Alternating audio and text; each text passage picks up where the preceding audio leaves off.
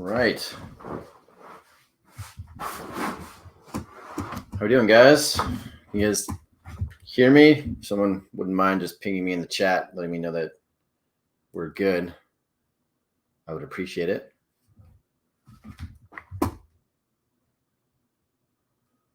Great. Thank you.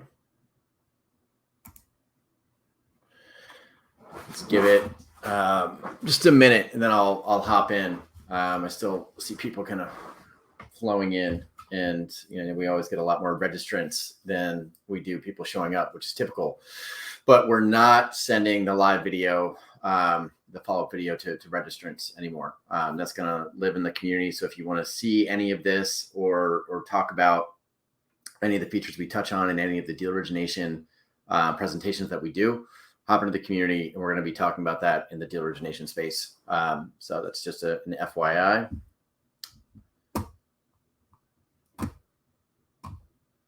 And so one thing I hate about this StreamYard platform, I love it. It's a good platform, but we can't really see who is in here. So maybe if people wouldn't mind, if you just ping if you're a buyer or an M&A advisor, that might give me kind of a feel for who I'm speaking to. The registrants, it looked like a 50-50 split.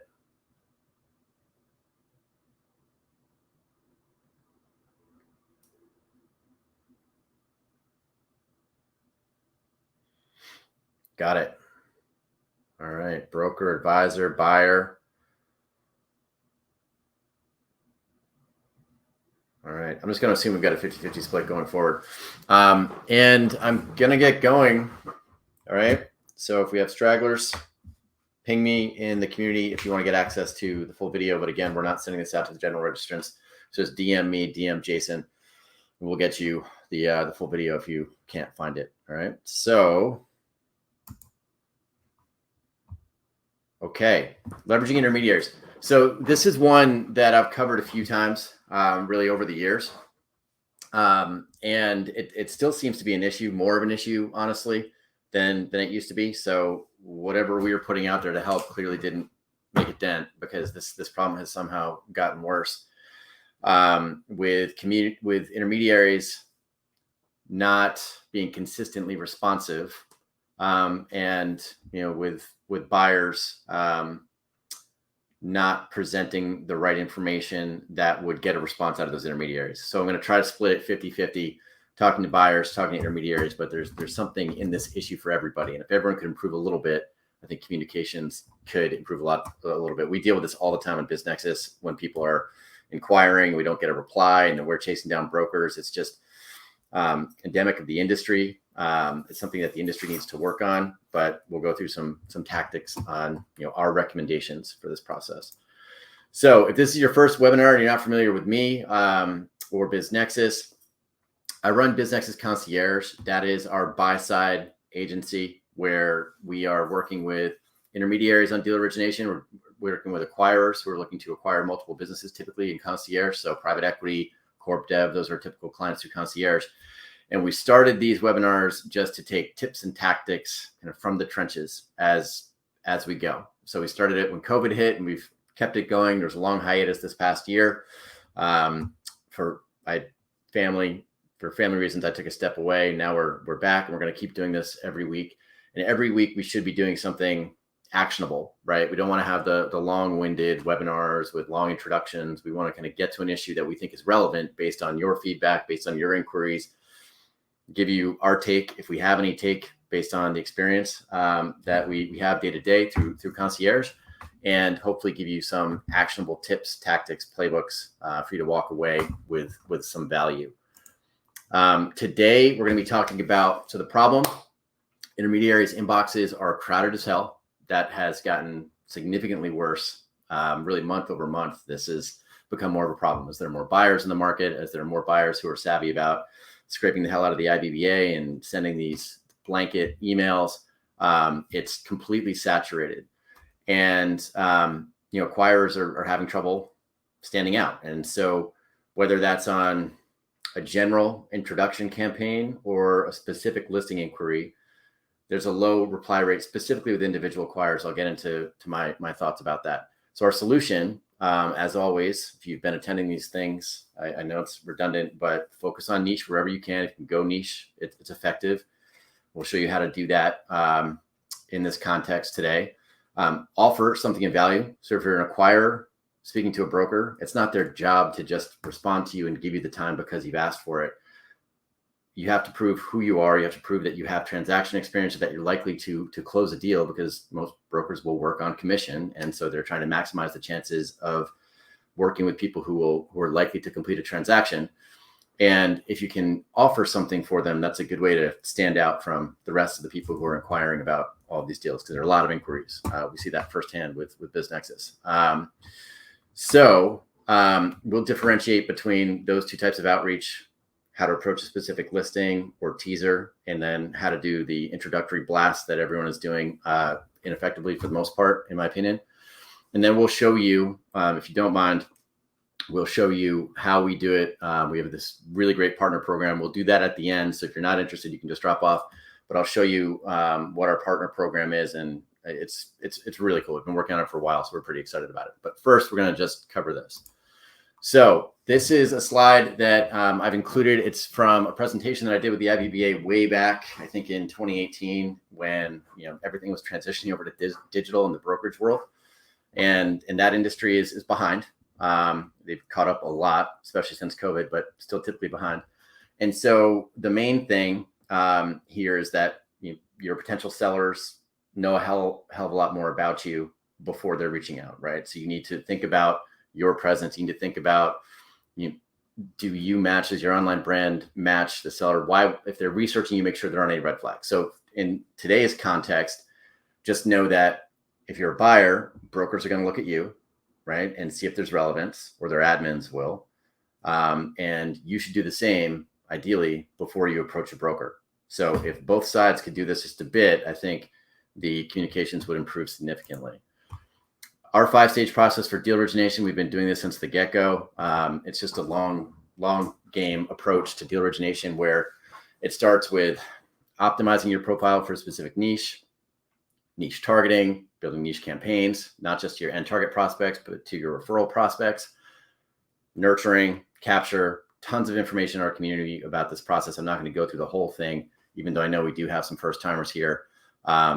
We'll dig into the overview on deal origination in that community, but we want to keep these things kind of short and sweet. So I'm not going to go through that whole process now, but just know that it's a long game process. It's not just 1, 2, 3, find someone who wants to sell their business. It is setting yourself up as an authority in a specific niche, and then having a very niche approach and building up a referral network. Well, I think that's actually the next slide. Building up a referral network of intermediaries, financial advisors, accountants, niche vendors, lawyers, commercial insurance, everyone in your world who's working with your end target prospect. You want to get that snowball effect. So if you can pick a niche, if you can plant a flag and go with it, that's what we've seen. Especially this year, we've seen a really big gap between the generalists and our niche clients. And honestly, we've struggled with our generalist clients. We haven't gotten the results. With our niche clients, it's been much, much better. And my take is just because it's so noisy. And I think it's just going to continue in this direction. We've added this little slide with the two twins smiling, just to, I think, highlight relevance, right? It's a sad fact, but most people want to do business with people like them. If you can establish relevance through communications, and we'll apply this through the rest of the presentation, but if you can establish relevance, if you can establish overlap, you're going to be much more likely to get a response. That's basic sales 101, marketing 101. We'll show you how that applies here. End goal of everything we talk about in these lunch and learns is to get the sit down, right? So this is the proverbial cup of coffee. For those of you who have been around for a while, we've been doing this since the beginning. When you have a sit down, ideally the person who you're sitting down with is already kind of warm and fuzzy on your brand. You've proven that you're a qualified authority in your space. Like, you're 80% of the way there because of what you've been doing with communications and nurturing and everything that leads up to the meeting. So that's always been the goal of the lunch and learns, and it still is, basically. So today we're focused on this build stage. This is what we do every lunch and learn. We zero in on one stage and one tactic in that stage that we think is effective. So today it's building your campaigns, specifically for buyers leveraging intermediaries for deal flow. You've got off-market deal flow, you've got on-market deal flow. Today, we're playing in the on-market deal flow space. And for you intermediaries, how can you do a better job of qualifying the buyers who are coming in, right? I know the intermediaries' worst fear is wasting time on a tire kicker buyer, right? Because brokers don't have a lot of time and they have to prioritize their time and speak with the people who are likely to move a transaction forward and not ignore the rest, but really behind closed doors, ignore the rest. So I'll try to be open about that, regardless of, if you disagree, feel free to put in the chat. So for the buyer, the problem, all right, I speak with intermediaries all the time who are getting, feel free to chime in, but last I heard, it's at least 5+ buyer messages a day. The template approach with we're focused on this industry, it's generalized. Brokers are completely desensitized to this type of message. So if you're just shooting this out on a regular basis, it's not going to have a lot of value. I'm going to suggest a couple alternatives. As an acquirer, it's very hard to stand out because there are so many people who have gotten into this. There's so many first-time acquirers out there. When you see, you see high school kids in your Instagram feed talking about representing transactions, being an M&A advisor, there's a lot of people who've gotten into this, and some of them are moonlighting as acquirers, and some of them are really, in acquisition mode with committed capital. And it's up to the broker to differentiate between the two for the benefit of their seller, but also to be successful in their job. So if you're a buyer and you're just approaching a broker, know that they're not going to reply just because you approach. They should in an ideal world, but in reality, they don't. So just announcing that you're looking for something won't get a reply. If you're not offering something to them, if you're not offering clear value, if you have no clear social proof, especially niche social proof in your industry, you're going to be much less likely to get a response. For intermediaries, what we've seen across the board is a real failure with automation and lead qualification. So lead qualification, lead scoring, differentiating between types of buyers. And that can be between buyers who have committed capital and individual acquirers who are doing a one-shot deal and may or may not qualify for an SBA loan, but can also be the types of leads that you get from, BizNexus versus Biz Buy Sell versus an Axial versus a search funder, all of these marketplaces that have flooded the scene. There are so many of them, and some of them, like BizNexus and Axial, I know require an application process for buyers. So you have to be a proven buyer to even get in there. So an inquiry coming from those types of platforms could be very different than, Biz Buy Sell or some of these other platforms that allow anybody to sign up. And it could be somebody drunk at a bar, dreaming of a better life, just inquiring about multiple deals all at once. And the broker has to field all of these messages and differentiate between all those buyer inquiries. What's happening behind the scenes is in the CRM, they just get a buyer inquiry and they're all treated the same. That's a big problem in this industry. I would recommend and encourage that most brokers try to fix that for your own time, and then for the sake of the industry and for the sake of the seller, to maximize their chances of getting their deal in front of the best type of buyer. So solution, make sure you're standing out and actually offering something. Targeting intermediaries by niche if possible. Differentiating between general check-in campaigns and specific opportunity inquiries. Proving your transaction bona fides. We see a lot of first-time buyers out there really touting their academic bona fides, but if you can prove that you're likely to complete a transaction, that is what's being prioritized behind the scenes, right? And whether you went to Harvard or you've just run a business, none of that matters as much to the broker. They want to know if you're likely to complete a deal. And so it's up to you to show that to them. And then multi-channel approach for the buyers, we're going to go through that. One thing we have noticed, one thing we've done in BizNexus, if you've been in there lately, you'll see that whenever you send a message through our system, we're showing you the email icon and the more info icon. We're showing you all of the broker's information so that you can go outside of BizNexus. So if you're inquiring about a deal, don't just send them a message on our platform and wait and see. We suggest that you go approach them on LinkedIn, shoot them an email yourself, or if there's an office number in there and you are interested about a specific listing, go outside of the platform. Again, these brokers are very busy. And if you want to stand out, you'll not harass them, but show that you're serious by approaching through other channels if needed. Don't just send a message on BizNexus or any platform that you're on, right? Try to get off the platform and reach the broker through their preferred contact channel if you can. This is one from the last round when I did this, but it kind of holds true. This is a very template email that I think every broker is getting tons of on a daily basis, where like this isn't bad. This is an okay introductory email from an acquirer introducing themselves to the broker. And it's an intro sentence with a summary of criteria. And, oh, by the way, if you happen to have a deal that fits, let us know.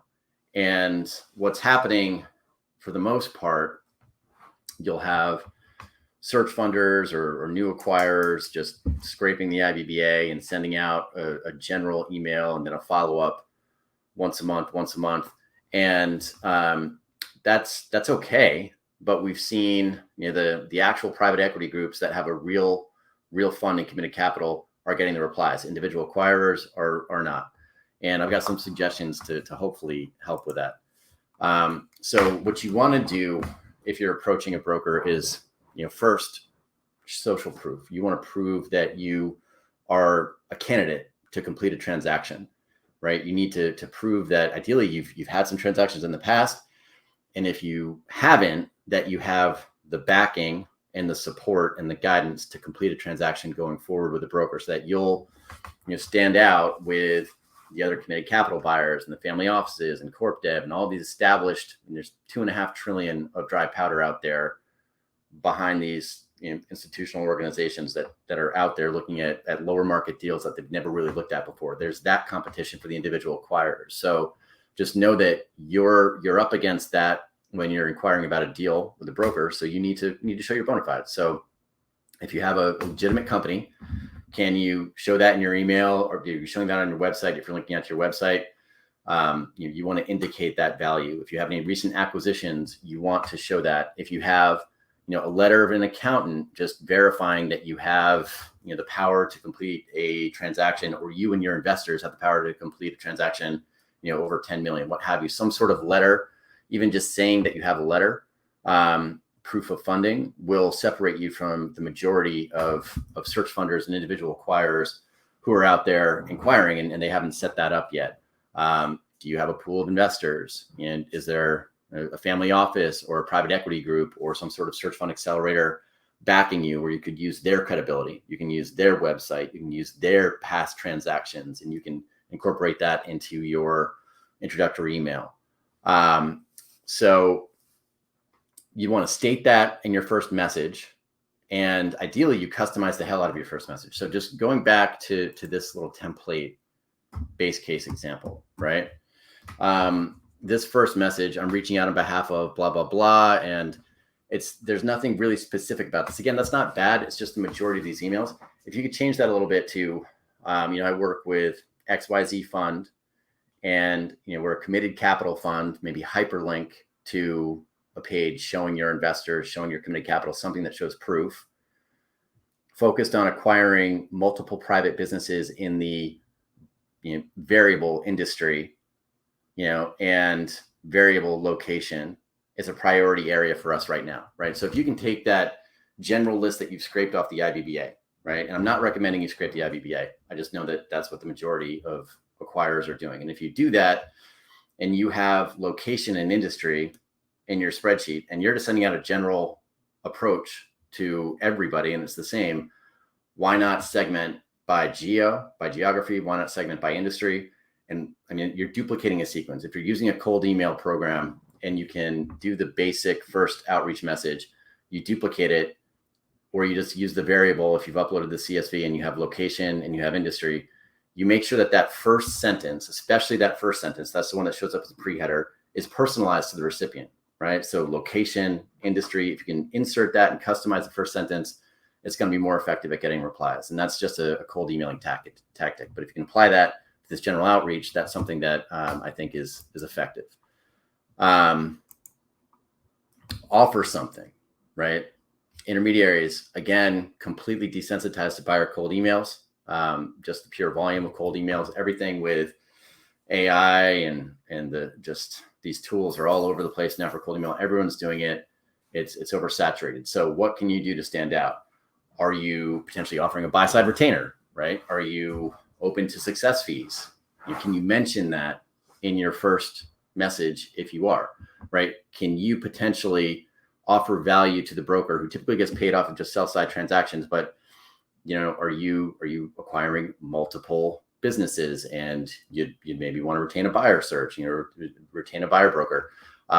If you're looking at a ton of deals and some of them might not fit, but they're motivated sellers, do you represent a potential source of deal flow for that broker? Can you mention that? Can you put that in the outreach message? So it's not just, this is what I want you to do for me. It's like, can we work together and I offer some value here? If you can incorporate that into your first message, it's going to do better than what the majority of people are doing out there.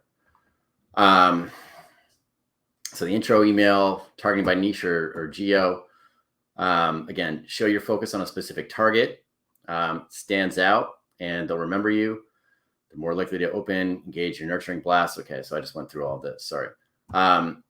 We work with one client, MedWorld Advisors. They're focused on the healthcare, health tech industry. And whenever acquirers are approaching a niche intermediary like that, there's a reply, there's a conversation, there's a phone call, there's an exchange, right? So if you are seriously focused on one specific industry or sub-industry, if you can identify the intermediaries who are really working, who are really niching down in that space, you're going to be much more successful with your search than just the blanket approach. I think LinkedIn is a great place to do that. This little green thing, we can do this in the community. If you want, I can walk through building a list and using keywords in Sales Navigator and how we recommend you approach that. But if you really want to niche down and find the referral prospects or the M&A advisors who are focused on your niche, building out multiple Sales Navigator lists is a great approach. So, just scraping the brokers and just sending a blast, like, okay, but everybody's doing it. If you really want to niche down and get replies and stand out and get deal flow within a specific niche, if you're focused on that, that's a great way to do it. And we can walk through that in the community if you guys want. Just ping me and I'll do a video. Specific listing inquiries. Again, a lot of intermediaries just don't engage with specific listing inquiries. I think what's very common now is that intermediaries have set up an automation, and it's just an inquiry comes in, they shoot out an NDA. If it gets signed, they'll look at it and maybe move forward. Maybe they've got a VA checking replies, or even like their vendor. If someone is setting up their CRM, maybe their vendor is replying to those things. They're putting you on a general buyer list. A lot of intermediaries still do not really niche down and differentiate between buyers, segment buyers. So that's a huge fail, in my opinion. So brokers, if you can really start classifying your buyers, if you're not already, but if you can classify by geo and sub-industry, that's going to be more effective. And I think ultimately it's a better strategy for your sellers when you get an engagement and you want to focus on the buyers who are likely to be responsive, take interest in the deal, and not waste your time.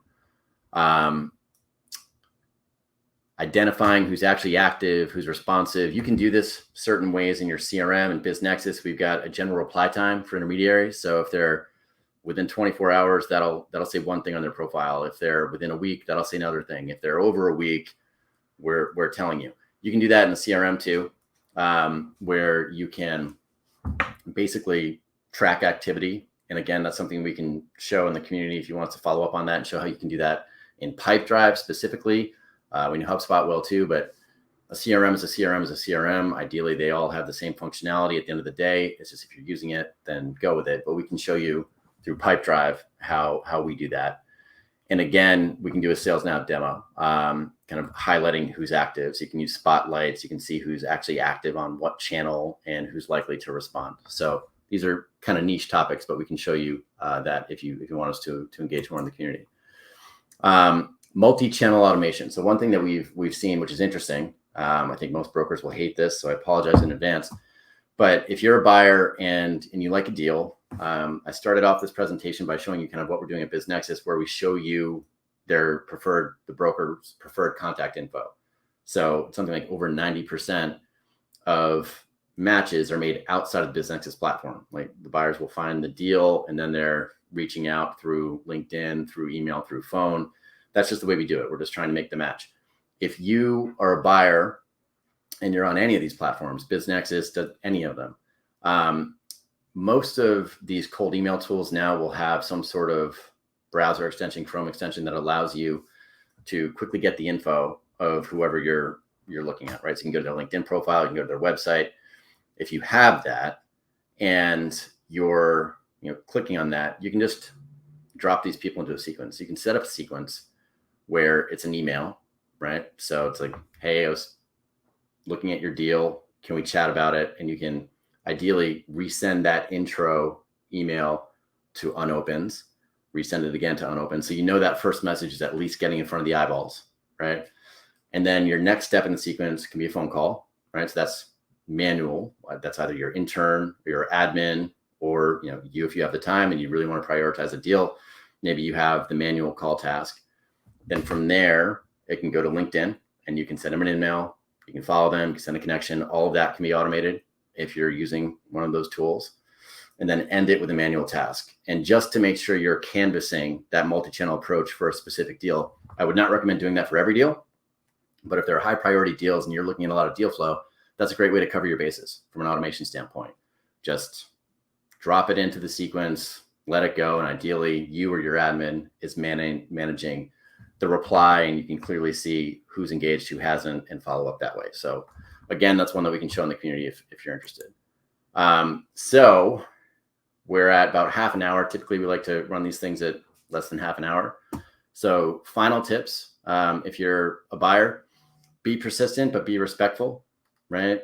Brokers are not your professors. They're not your teachers. They are working on a success basis. And so be serious about your conversations. Don't try to learn about the industry through a broker just for the sake of getting knowledge. It's we see a lot of that, and I know how brokers how busy they are. So be respectful of their time. You'll stand out, and you'll probably be on the short list for future deal flow if you can make that kind of impression. That's the main thing, is be respectful of their time, and you can do the multi-channel outreach and make sure you get in front of the deal to show that you are serious about a specific deal. But once you get them on the line, be respectful and offer value. So if you can offer a buy-side retainer, if you can represent future seller deal flow, you talk about that and be genuine and put it out there. If you can have a win-win relationship, that's going to be much better for everybody, and over the long term, it's going to position you better for the deal flow. So that's it on that. With BizNexus, if you're not familiar with us, we've got our marketplace, we've got our concierge program, which is the full deal flow management, everything that's typically corp dev, private equity groups. Those are our clients.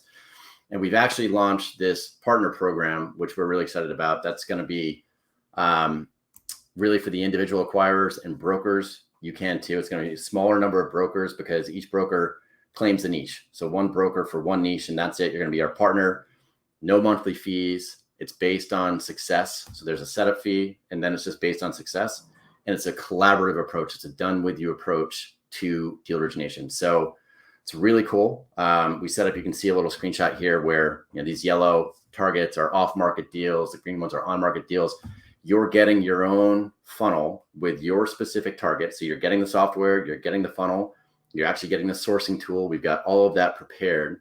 And then you're actually getting kind of a 2-for-1 sourcing strategy, because we're going to source your targets from the BizNexus brand while you source your targets from your individual brand.